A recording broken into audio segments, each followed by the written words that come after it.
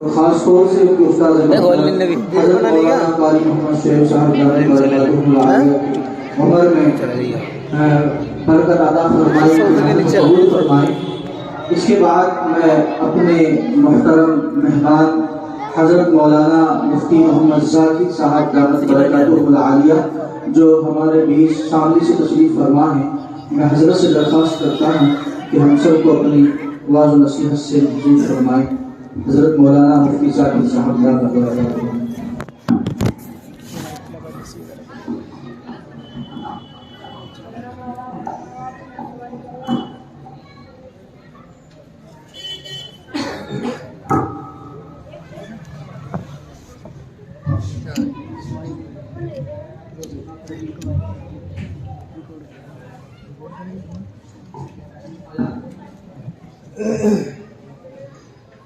بسم اللہ الرحمن الرحیم، الحمد للہ وکفا وسلام علی عبادہ الذین اصطفی، اما بعد فاعوذ باللہ من الشیطان الرجیم، بسم اللہ الرحمن الرحیم۔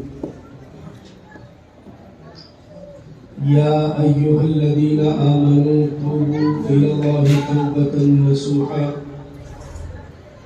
وقال النبی صلی اللہ علیہ وسلم التائب من الذنب كمن لا ذنب له، او كما قال رسول الله صلى الله عليه وسلم۔ صدق الله العلي العظيم وصدق رسوله النبي الكريم، ونحن على ذلك لمن الشاهدين والشاكرين، والحمد لله رب العالمين۔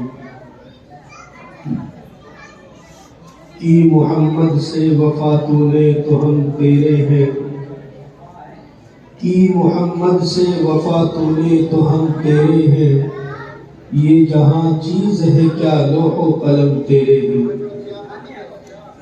عزیز ساتھیو بزرگوں،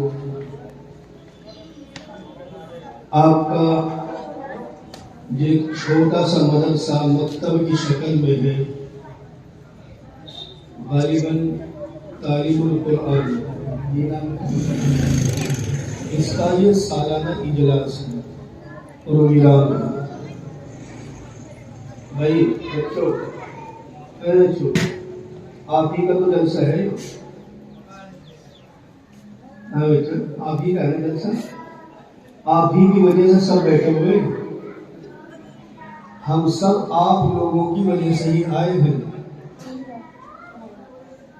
شادی جو ہوتی ہے نا گھر پہ، تو جیسے شادی میں خوشیاں ہوتی ہے تو مدرسے کے بچوں کو جلسے کی اس سے زیادہ خوشی ہوتی ہے، اس لیے بچوں کو تو بہت ہی سنجیدگی سے رہنا چاہیے۔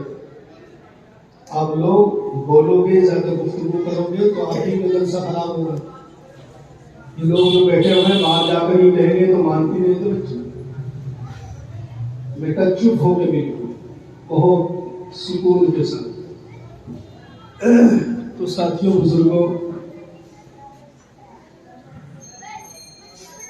بڑی ہی خوشی کی بات یہ ہے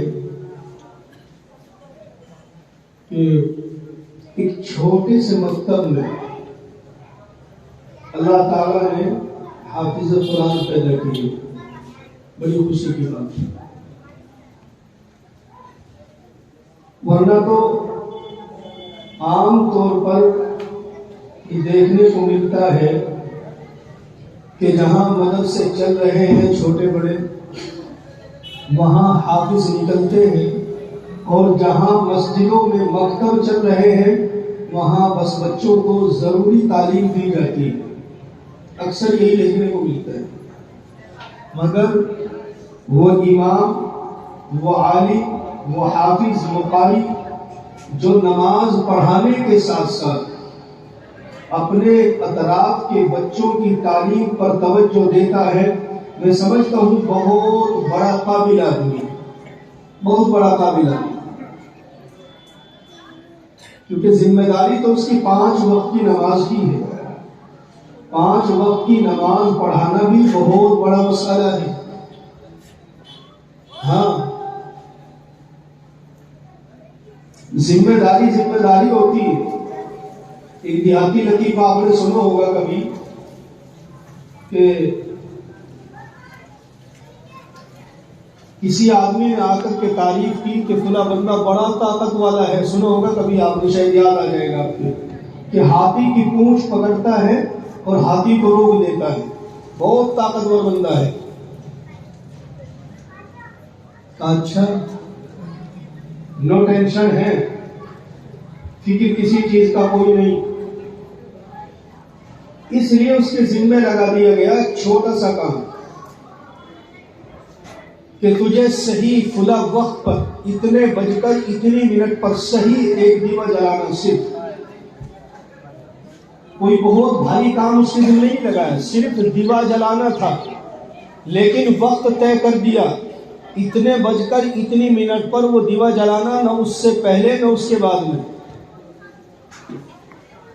چنانچہ اپنے ڈیوٹی پر لگ گیا، اب وہ کہیں بیٹھا ہوا ہے، کھیل رہا ہے، محفلوں میں دوست و احباب کے ساتھ ہے، تو اس کے ایک دم دیوا جلانا یاد آتا تو اس کو ایک دم دھچکا سا لگا، یار دیوا بھی جلانا ہے، تو بار بار ٹائم دیکھتا، پھر ابھی تو ہے 20 منٹ، پھر اپنی محفل میں لگ گیا، پھر ایک دم یاد آیا یار دیوا بھی جلانا ہے، پھر ٹائم دیکھو ابھی تو ہے 5 منٹ۔ تو یہ جو فکر ہوتا ہے نا، یہ ہر کسی کو حاصل نہیں ہوتا، جس بندے کو لگ جاتا ہے پھر اس کی صحت بھی کمزور پڑ جاتی ہے۔ بھائی یہ بچی چپ نہیں ہو رہی، آپ چپ نہیں ہوگے تو مجھ سے بیان نہیں ہوگا، اور زیادہ پریشان کرو گے تو اندر بھیج دوں گا، پھر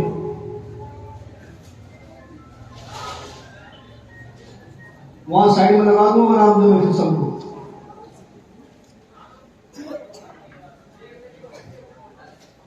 تو بھائیوں، 1 مہینے تک دیوا جلایا، 1 مہینے کے بعد پھر ان کو بلایا کہ ذرا ہاتھی کی پونچھ پکڑ کر کے روک کر کے دکھاؤ، نہیں روک پائے۔ کیوں؟ صرف ایک ڈیوٹی کی وجہ سے، پابندی کی وجہ سے۔ تو پابندی بہت بڑی بات ہوتی ہے، جس آدمی کے دل میں فکر لگ جاتی ہے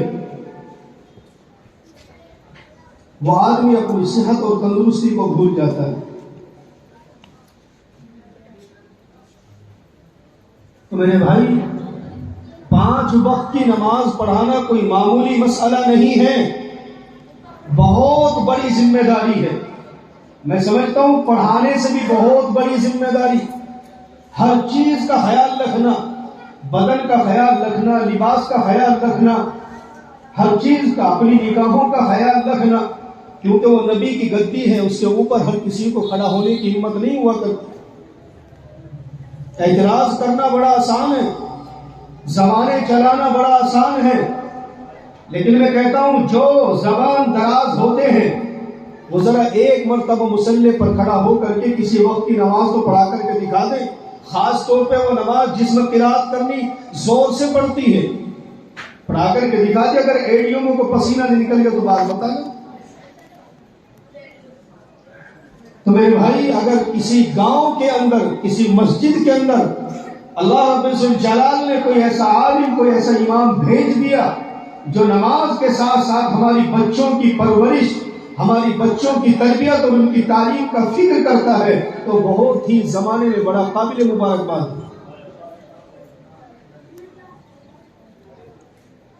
میری ان سے میرے خیال میں ایک آدھ ملاقات ہوئی شام کی، وہ بھی ان کے ساتھ گئے تھے ماسٹر جی کی ایک مرتبہ، لیکن آج جب یہاں میں نے خاص طور پر ان بچیوں کی ڈریس کو دیکھا، ان کے بولنے کو دیکھا، ان کے انداز کو دیکھا، ان کی تقریروں کو دیکھا، تو یقیناً دل خوش ہوا۔ ہر جگہ تعریف کرنے کی مجھے عادت نہیں ہے، جہاں کام اچھا دیکھتا ہوں تعریف کر دیتا ہوں، نہیں تو میں اپنا بیان شروع کر دیتا ہوں۔ مجھے ضرورت نہیں ہے کسی کی برائی کرنے کی یا کسی کی تعریف کرنے کی، مگر الحمدللہ ثم الحمدللہ یہ خوبصورت محفل لگ رہے ہیں جیسے اللہ کی نورانی مخلوق بیٹھی ہوئی ہو، یہ سب انہی علماء کی برکت۔ تو عزیزوں، پہلے تو میں گاؤں والوں سے گزارش یہ کروں گا کہ ایسے لوگوں کی دل سی گہرائیوں سے قدر کرو، دل کی گہرائیوں سے قسم اللہ کی جس بستی میں حافظ قرآن ہوتے ہیں اس بستی کے اوپر اللہ کی خاص رحمت نازل ہوتی، پوری بستی کے اوپر۔ پھر کوئی بھی لوگ وہاں رہتے ہو، کسی بھی دھرم کے لوگ ہوں، اللہ تعالیٰ سب کے اوپر اپنی رحمت نازل فرماتے ہیں۔ تو سبھی لوگوں کو قدر کرنی چاہیے۔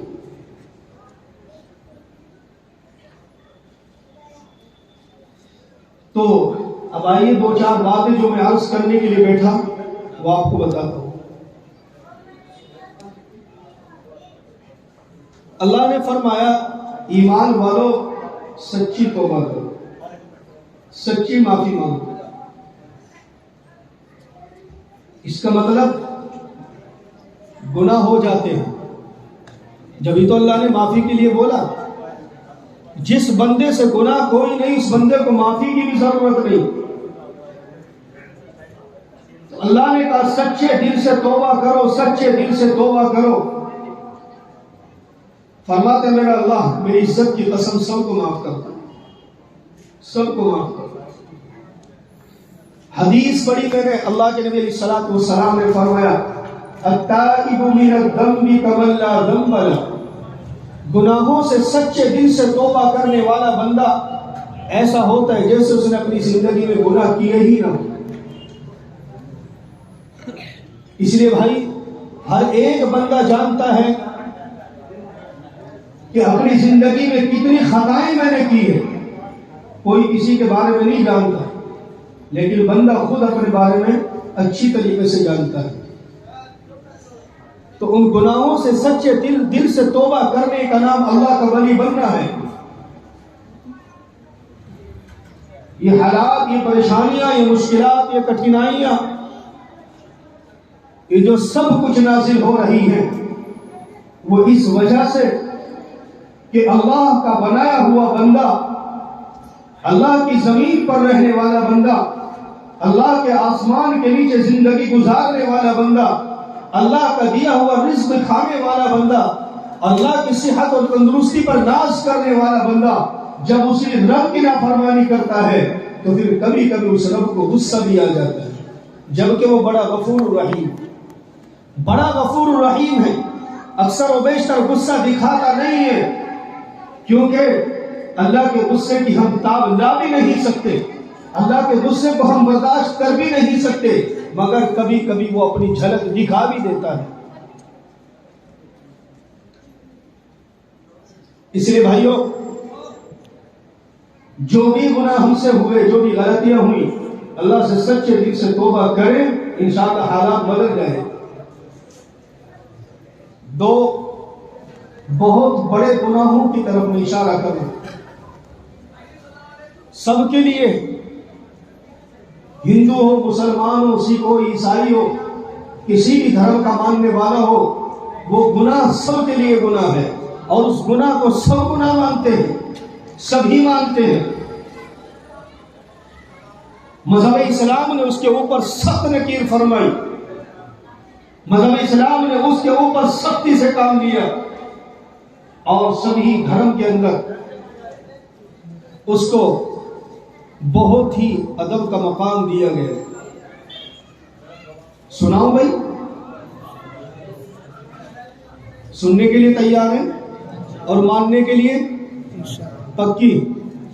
اگر سچے دل سے یہ کہو گے کہ انشاءاللہ مانیں گے، عمل کریں گے، تو پھر میں بتاؤں، ورنہ دو چار چٹکلے سنا کر کے ہنسا کر کے میں چلوں پھر؟ ہاں، تقریر دو طرح کی ہوتی ہے، ایک وہ جس میں ہنسایا جائے، مزے آ جائیں، اور ایک وہ جو تھوڑی کڑوی سی لگتی ہے۔ آدھی دونوں طرح کی ہے، مرضی آپ کی۔ کڑوی ضرور ہو مگر صحیح بات ہو، اللہ تعالیٰ عمل کرنے کی توفیق دے دے۔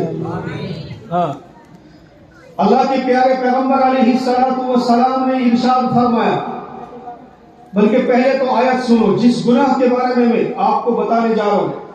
اللہ تبارک و تعالیٰ نے فرمایا وَقَضَى رَبُّكَ أَلَّا تَعْبُدُوا إِلَّا إِيَّاهُ وَبِالْوَالِدَيْنِ إِحْسَانًا وَقَضَى تعبدوا إلا إياه وبالوالدين إحسانا. سب دھرم کے اندر ہے. مذہب اسلام نے بڑی مضبوطی سے لیا اس عقیدے کو, اس بات کو. فرمایا اللہ نے میرا یہ فیصلہ ہے, میرا یہ اٹل فیصلہ ہے کہ عبادت کی جائے گی تو صرف میری کی جائے گی. سب مانتے ہیں کہ خدا ایشور اللہ گاڈ وہ ایک ہے, سب مانتے ہیں, سبھی مانتے ہیں. اللہ نے کہا عبادت میری کرنے کے بعد دوسرا میرا یہ فیصلہ ہے کہ میری عبادت کے بعد اگر سب سے زیادہ قابل احسان کوئی لوگ ہیں تو وہ تمہارے ماں باپ ہیں, وہ تمہارے ماں باپ ہیں. اللہ نے اپنی عبادت کے بعد یہ فیصلہ کیا کہ دنیا میں اگر تم سب سے زیادہ کسی کو عزیز رکھ سکتے ہو, سب سے زیادہ اگر کسی سے محبت کرنی ہے تو وہ تمہارے ماں باپ ہیں. فرمایا إِمَّا يَبْلُغَنَّ عِندَكَ الْكِبَرَ أَحَدُهُمَا أَوْ كِلَاهُمَا فَلَا تَقُل لَّهُمَا أُفٍّ. اگر تمہارے ماں باپ دونوں یا دونوں میں سے کوئی ایک بوڑھا ہو جائے تمہاری زندگی میں تو ان سے اف تک کہنے کی کوئی اجازت نہیں ہے. نوجوانوں بڑا مشکل مسئلہ بن گیا, بڑا مشکل مسئلہ بن گیا. اللہ کہتا ہے اف تک کہنے کی اجازت نہیں, اور یہاں زبانیں چلتی, یہاں زبانیں چلتی. اف عربی میں جیسے مثلا ماں یا باپ کوئی کام بتائے اور ہمارے نوجوان بچے یا کوئی بھی اولاد ایسے کر دیتے نا منہ چڑھا کر کہ بیٹا وہ فلاں سامان لا, تو اس کی بھی گنجائش نہیں ہے شریعت.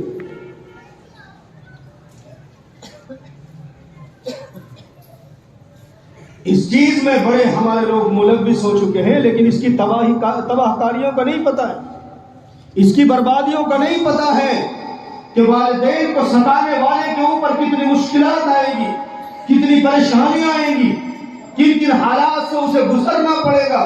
تمام طرح کی بھلائیاں اڑ جائیں گی اس بندے کے اوپر سے.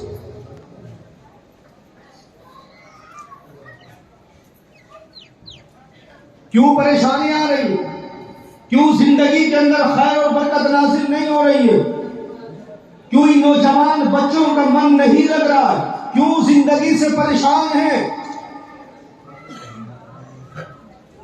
کبھی سوچا ہی نہیں.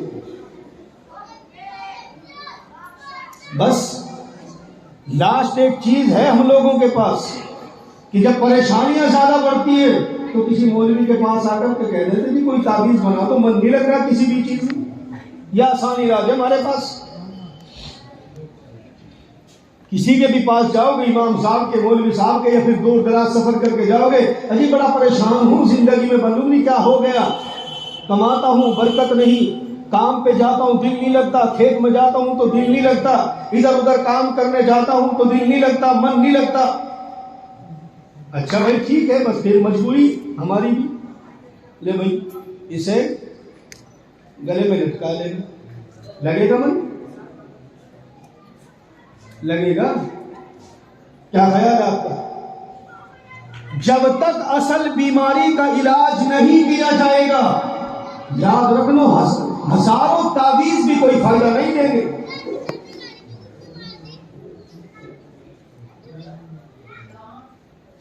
عقیدے درست کیجیے اپنے.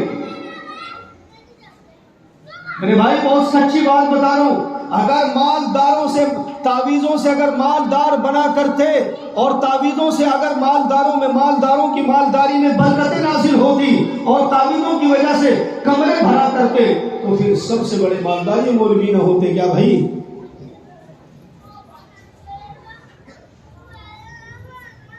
کیوں عقیدے خراب کر لیا آپ لوگوں نے اپنے؟ جی معلوم نہیں, کماتا ہوں پیسہ ہی نہیں تھمتا. جی معلوم نہیں گھر میں پریشانی سے چل رہی، کوئی تعویذ دے دو. تو اگر صرف تعویذوں سے کام چلتا تو میرے بھائی سب سے پہلے میں خود اپنے کمرے کی دیواروں کو تعویذوں سے سجا دیتا. جب تک اصل بیماری کا علاج نہیں ہوگا کام چلنے والا نہیں ہے.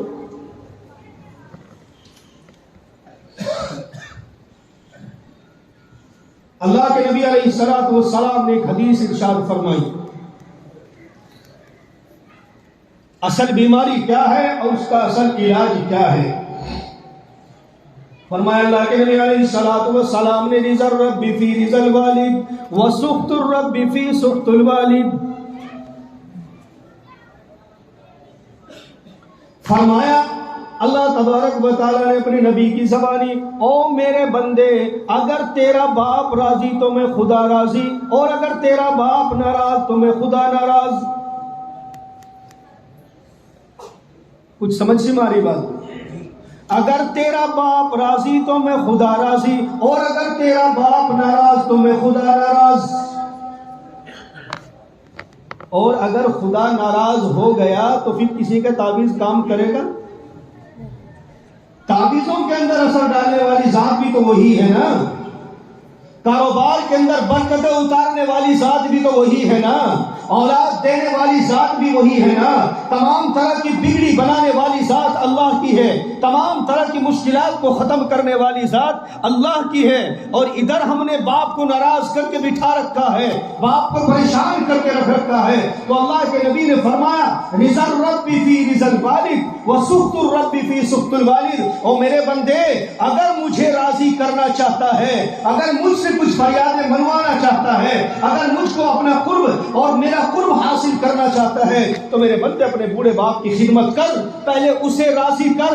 تیرا باپ راضی تو میں خدا راضی، تیرا باپ ناراض تو میں خدا ناراض.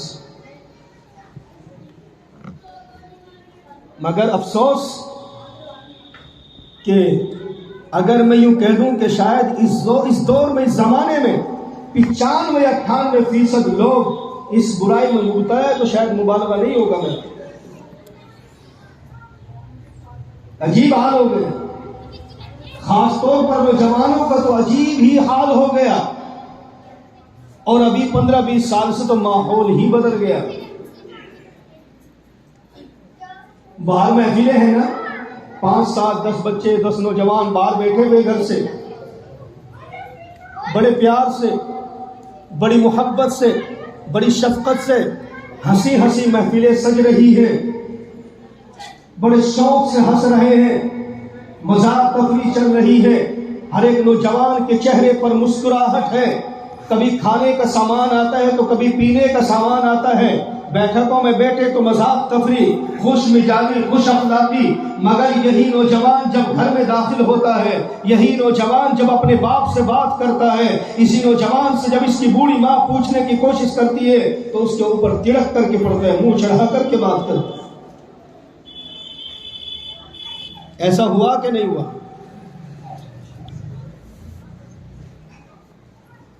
تو بھائی اصل بیماری یہ ہے کہ اپنے ماں باپ کو ہم نے ناراض کر رکھا ہے، اس لیے خدا بھی ناراض ہے. اور ماں باپ کی قدر ہر مذہب میں ہوتی ہے. کوئی مذہب ایسا نہیں جو ماں باپ کی قدردانی کی ترغیب نہ دیتا ہو. تو پتہ یہ چلا اگر کوئی بندہ اپنے باپ کو ناراض کر کے تسبیحات پڑھتا ہے، اپنے باپ کو ناراض کر کے نوافل پڑھتا ہے، اپنے باپ کو ناراض کر کے عبادتیں کرتا ہے، تو جب اللہ ہی راضی نہیں تو عبادت قبول کہے تو ہو رہی اس کی بھائی. یہی وجہ ہے کہ کسی بھی چیز میں من نہیں لگتا. ادھر اللہ کے نبی علیہ الصلوۃ والسلام نے ارشاد فرمایا الجنت تحت اقدام الامہات. جنت تمہاری ماں کے قدموں کے نیچے ہے. جنت تمہاری ماں کے قدموں کے نیچے ہے. موبائل کے عاشقوں اپنی ماں باپ کے عاشق بنو. اگر تمہیں عشق کرنا ہی ہے، محبت کرنی اس دنیا کے اندر، تو اپنے ماں باپ سے محبت کیجئے، انشاءاللہ سارے کام بنتے چلے جائیں گے. اب سوال پیدا یہ ہوتا ہے، ایک دن میں کہیں اسی طرح کا بیان کر رہا تھا، ایک نوجوان کھڑا ہوا، کہنے لگے بہت سارے ماں باپ بھی تو بگڑ رہے ہیں. ہاں جی، بہت سارے بڈھے بھی تو کیا کیسے ڈسر جان، بڑھاپے میں ڈسر رہے بہت سارے. اب ہم کیا کریں جی، ہم تو چاہتے ہیں ہم اپنے ماں باپ کو راضی کر لیں، لیکن وہ بڈھے ہی نہیں چاہتے، تو ہم کیا کریں؟ بڑا اشکال ہے، بہت آسان ہے اشکال کرو. ہاں ارے میرے بھائی، آج تیرے چہرے کے اوپر کالے بال ہیں، تیرے سر میں کالے بال ہیں، تیرے ہاتھ پیروں کے اندر طاقت ہے، تو جوانی کے غرور میں مبتلا ہے. ذرا تھوڑا پیچھے ہٹیے، تھوڑا پیچھے ہٹیے. تو بھی تو ڈسر رہا تھا چند دن پہلے. جب بچپنا تھا تو کیا تو نہیں ڈسا؟ کیا بچپنے میں تو نے ایک ایک روپے کے اوپر ضد نہیں کی؟ کیا باپ کے سامنے تو نے ایک کلفی کھانے کے لیے ضد نہیں کی؟ کیا تو نے باپ کے سامنے جوتے پہننے کے لیے ضد نہیں کی؟ کیا تو نے باپ کے سامنے کپڑے بنوانے کے لیے ضد نہیں کی؟ کیا تو نے رشتہ داریوں میں گھومنے کے لیے باپ کے سامنے ضد نہیں کی؟ ہر طرح کی ضد تو نے کی، مگر قربان چاہیے ان ماں باپ کے اوپر کہ انہوں نے اپنی تمام تر خواہشات کو روک کر، تمام تر جذبات کو قربان کر کے تمہاری ہر خواہش کو پورا کیا، ہر خواہش کو پورا کیا. سوچو نوجوانوں، جو اپنے ماں باپ کے اوپر تنگڑتے ہیں، اگر ان کی شادی ہو چکی ہے اور ان کے یہاں بچے پیدا ہو چکے ہیں، اپنے دل سے پوچھو تم اپنے بچوں کی قدر کیا ہوتی ہے.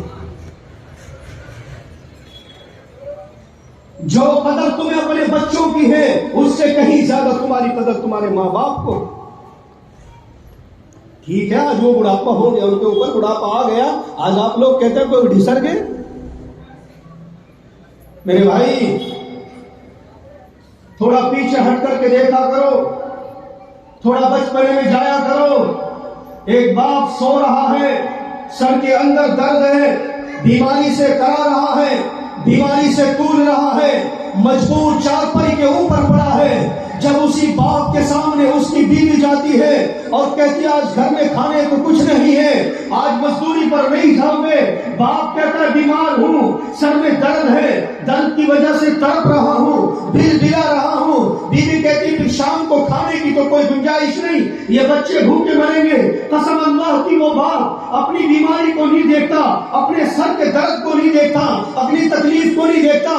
چارپائی کے اوپر سے اٹھتا ہے اور سر کے اوپر چادر باندھ کر کے یا چادر کندھے پر لٹکا کر کے وہ مزدوری پر چلا جاتا ہے، وہ کام پر چلا جاتا ہے. اور وہ جوانوں قسم اللہ کی کھا کر کہہ رہا ہوں، اگر صرف اس کے پیٹ کا مسئلہ ہوتا دونوں کی کہیں بھی بیٹھ کر کھا لیتا، مگر مسئلہ اس کے پیٹ کا نہیں ہے، مسئلہ تمہارے پیٹ کا ہے. ایک باپ اپنے بچے کو تڑپتا ہوا نہیں دیکھ سکتا. ایک باپ معاشرے میں اپنے بچے کے اوپر پھٹے ہوئے کپڑے نہیں دیکھ سکتا، خود پھٹے ہوئے کپڑے پہنتا ہے، خود بیٹے کی گری ہوئی جوتی پہنتا ہے، بیٹے کے بچے ہوئے کپڑے پہنتا ہے، لیکن بیٹے کو خوشیاں دینے کی کوشش کرتا ہے. آج وہی بیٹا جب جوان ہوتا ہے تو باپ کو کہتا ہے باپ تو ڈھسر چکا ہے، باپ تیرے اوپر بڑھاپا آ چکا ہے. قسم اللہ کی ڈر اس رب کے قہر سے کہ اگر اس بوڑھے نے ایک مرتبہ اللہ کے سامنے فریاد کر دی تو نسلیں برباد ہو جائے گی، نسلیں برباد ہو جائے گی. میرے بھائی مت گمن کیا کرو اس جوانی پر،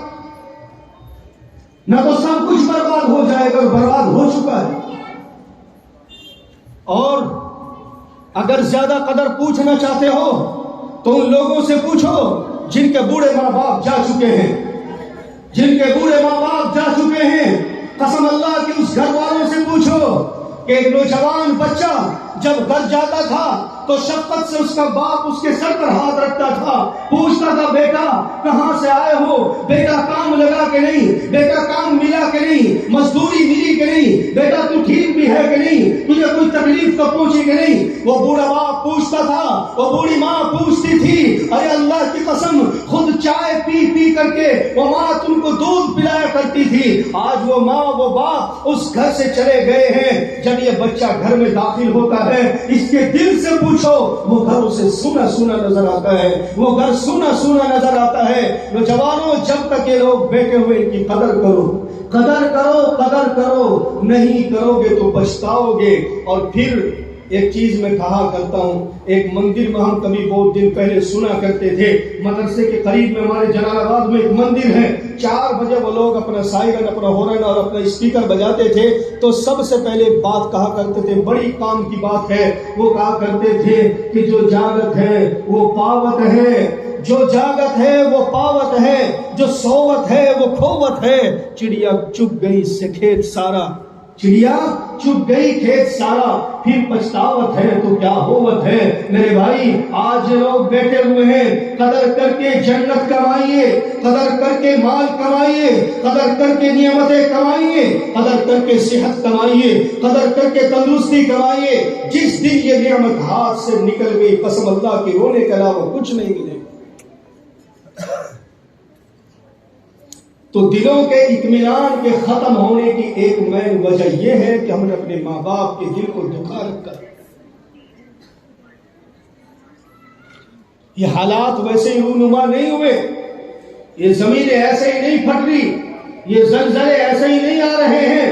پیارے پیغمبر علیہ الصلوۃ والسلام سے صحابہ نے پوچھا یا رسول اللہ متی الساعہ، قیامت کب آئے گی اللہ کے رسول؟ اللہ کے پیارے پیغمبر علیہ الصلوۃ والسلام نے فرمایا قیامت کا تو مجھے عطا پتہ کوئی نہیں، قیامت تو اللہ جانتا ہے کب آئے گی، لیکن کچھ قیامت کی بڑی نشانیاں موجود ہیں۔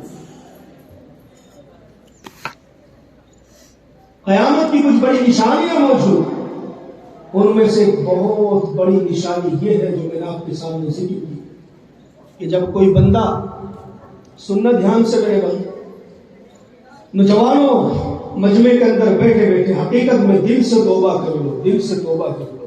دیکھو اللہ کے نبی نے کیا فرمایا کہ جب کوئی نوجوان اپنے دوستوں کی محفلوں میں خوش رہے گا، اپنے دوستوں سے اچھا بولے گا، اپنے دوستوں کے ساتھ میں ہنسے گا، اپنے دوستوں کے ساتھ میں خوش مزاج رہے گا، اور وہی نوجوان جب اپنے باپ کے ساتھ میں بد اخلاقی سے پیش آئے گا، بد کرداری سے پیش آئے گا، تو میرے آقا محمد مصطفیٰ صلی اللہ تعالی علیہ وسلم نے ارشاد فرمایا پھر انتظار کرو زمینوں کے پھٹ جانے کی، اور پھر انتظار کرو صورتوں کے بدل جانے کی۔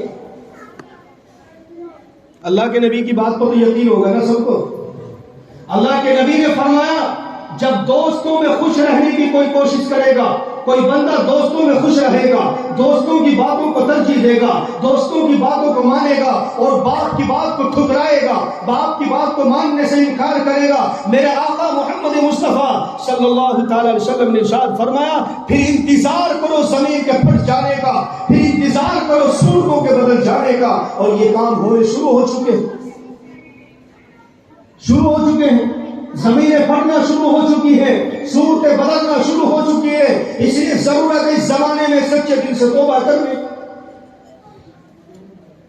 دوسری قیامت کی نشانی اللہ کے پیارے پیغمبر علیہ الصلوۃ والسلام نے فرمائی کہ جب کوئی بندہ، جب کوئی نوجوان اپنی بیوی کی بات کو ترجیح دے گا اور ماں کی بات کو ٹھکرائے گا، بیوی کو اپنی ماں کے اوپر ترجیح دے گا، تو پھر پیارے پیغمبر نے فرمایا پھر انتظار کرو زمین میں دھس جانے کا، اور پھر انتظار کرو صورتوں کو خنزیروں کی اور بندروں کی شکل میں تبدیل ہو جانے کا۔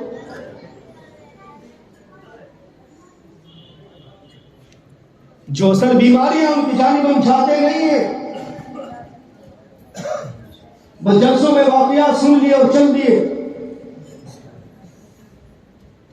میرے بھائی بہت بڑی برائی پھیل چکی ہے قوم کے اندر، ماں باپ کو کچھ نہیں سمجھا جاتا، اور جو سمجھنے والے ہیں انہی کی وجہ سے زمین ٹکی ہوئی۔ ایسا نہیں کہ سب گندے ہوتے ہیں، الحمدللہ آج بھی ایسے لوگ زندہ ہیں جو بعد میں کھاتے ہیں پہلے ماں باپ کو کھلاتے ہیں، اور ایسے لوگ زندہ رہیں گے قیامت تک، انہی کی وجہ سے یہ زمین باقی ہے۔ ورنہ اگر سبھی لوگ ماں باپ کے نافرمان ہو جاتے تو ہم اور آپ اس زمین پر بیٹھ نہیں سکتے تھے، اور آپ کو بڑا غصہ آتا ہے۔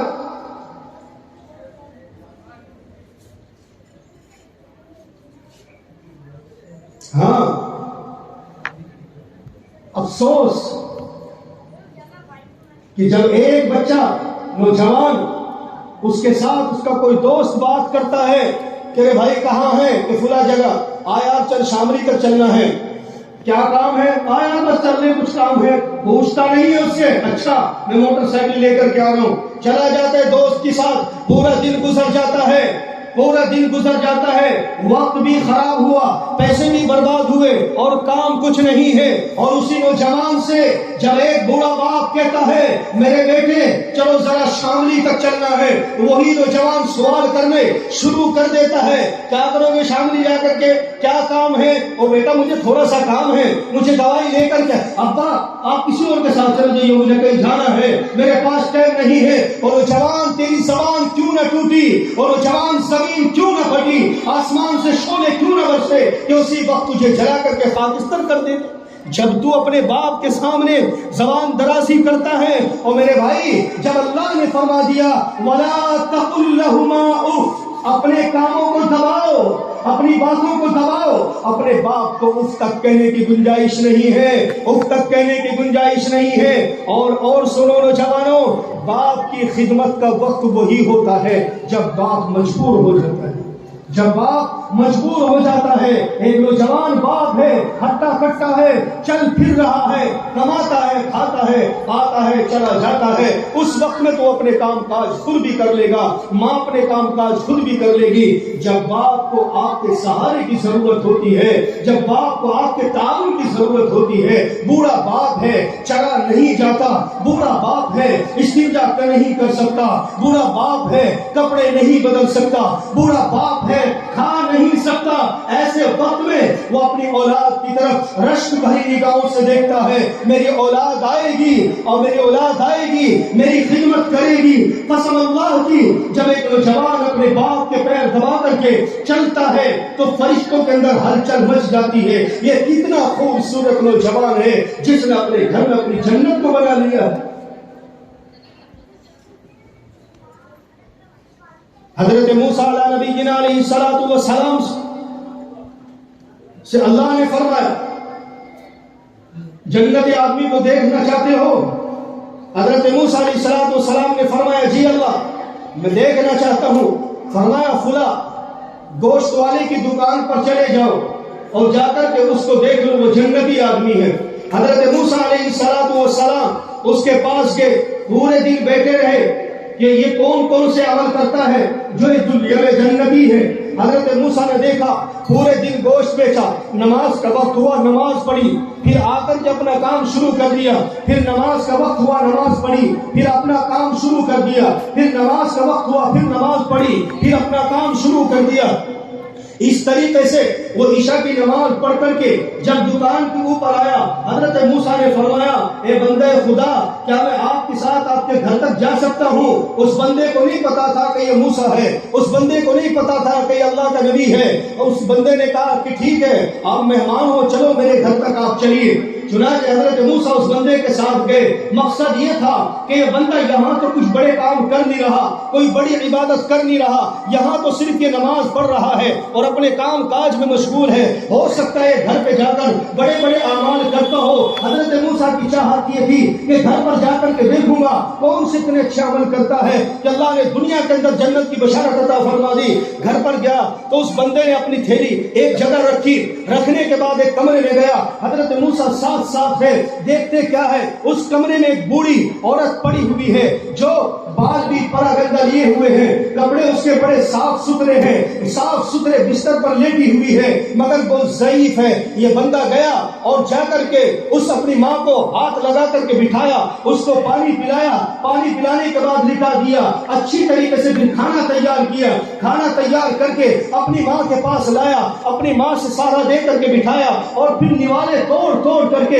اپنی ماں کے منہ میں دیے, اپنی ماں کا پیٹ بھرایا اور پیٹ بھرنے کے بعد منہ کو صاف کیا, ماں کو لٹا دیا اور جا کر کے خود کھانے میں مشغول ہو گئے. وہ ماں بڑبڑا رہی ہے, کچھ نہ کچھ کہہ رہی ہے, وہ ماں کچھ نہ کچھ کہہ رہی ہے. تو میرے بھائی وہ بندہ جا کر کے بیٹھ گیا. حضرت موسیٰ علیہ السلام بھی جا کر کے بیٹھ گئے. کہا اس کے علاوہ کیا کام کرو گے؟ کہا بس میں سو جاؤں گا کہ بس یہی کام آپ کرتے ہو کہ ہاں یہی کام میں کرتا ہوں. حضرت موسیٰ نے فرمایا کہ میں اللہ کا نبی موسیٰ ہوں, میں اللہ کا نبی موسیٰ ہوں. اللہ نے مجھے کہا کہ دنیا میں اگر جنتی آدمی کو دیکھنا چاہتے ہو تو اسے دیکھ لو. میرے بھائی مجھے تو کوئی زیادہ عمل کرتے ہوئے آپ نظر نہیں آئے. ارے کون سے عمل آپ کرتے ہو جس کی وجہ سے اللہ نے آپ کو جنتی عطا فرما دیا؟ فرمایا میرا کام صرف یہی ہے جو آپ نے دیکھے. میں تجارت کرتا ہوں, دکان کرتا ہوں, مگر ایمانداری سے بیچتا ہوں. نماز کا وقت ہوتا ہے نماز پڑھنے چلا جاتا ہوں. شام کو اپنی ماں کو کھانا کھلا کر کے لٹا دیتا اور پھر میں بھی سو جاتا ہوں. یہی میرا کام ہے.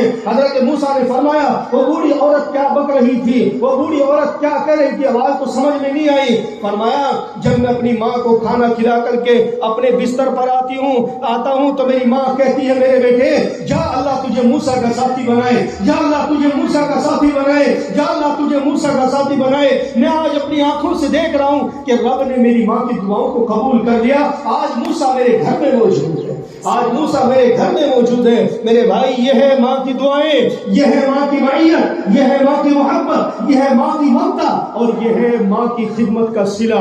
اس لیے میرے بھائی اگر جنتی بننا چاہتے ہو تو خدارا ان ماں باپ کی مدد کرو, ان ماں باپ کی خدمت کرو. اگر ماں باپ ناراض ہو گئے تو سب کچھ برباد ہو جائے گا, سب کچھ برباد ہو جائے گا. ایکسیڈنٹ کا شکار زیادہ کیوں ہے؟ ارے واہن پہلے بھی چلتے تھے, روڈ پہلے بھی موجود تھے, موت پہلے بھی موجود تھی. لیکن یاد رکھنا نوجوانوں, بڑے فلسفے کی بات بتا رہا ہوں, پلے سے گرا دے کر کے لے جانا, بڑے فلسفے کی بات بتانے لگا ہوں. میں ایک بزرگ نے فرمایا کہ جو بندہ اپنے ماں باپ کو ناراض کرے گا, جو بندہ اپنے ماں باپ کو ناراض کرے گا, رب ذوالجلال اس کی دو چیزوں کی برکت کو ختم کر دے گا.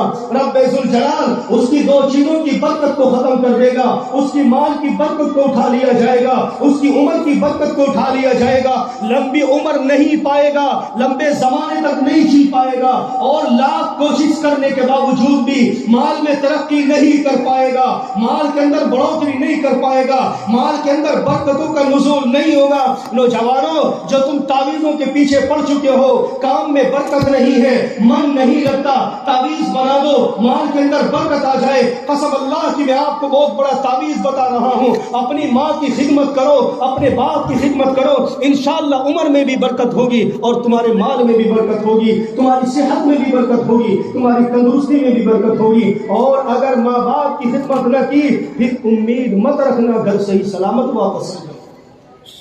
کیوں چپکے پڑے سڑکوں سے, کیوں چپک رہے سڑکوں سے؟ اس لیے کہ جب ایک نوجوان بیٹا موٹر سائیکل کی چابی لے کر کے گھر سے نکلتا ہے تو جورو پوچھتی ہے کدھر, جورو بیوی پوچھے گی تو سب کچھ ڈیٹیل دو گے, دوست پوچھے گا تو سب کچھ ڈیٹیل دو گے, سب کچھ بتاؤ گے. اور جب ایک بوڑھی ماں پیار بھرے لہجے سے اپنے بچے کو پیار بھرے ادب سے پوچھتی ہے بیٹا آپ کہاں جا رہے ہو, میرے بیٹا آپ کہاں جا رہے ہو, تو وہی نوجوان ٹوٹ کر کے پڑتا ہے ارے تجھے کیا پتا, ہر ٹائم پوچھتی رہتی ہے. جورے نے پوچھا تو سب ڈیٹیل سے بتایا, دوست نے پوچھا تو سب ڈیٹیل سے بتایا, کب جاؤ گے, کب آؤ گے. اور بوڑھی ماں نے محبت سے پوچھا تو اس کو دھمکا کر کے مار دیا.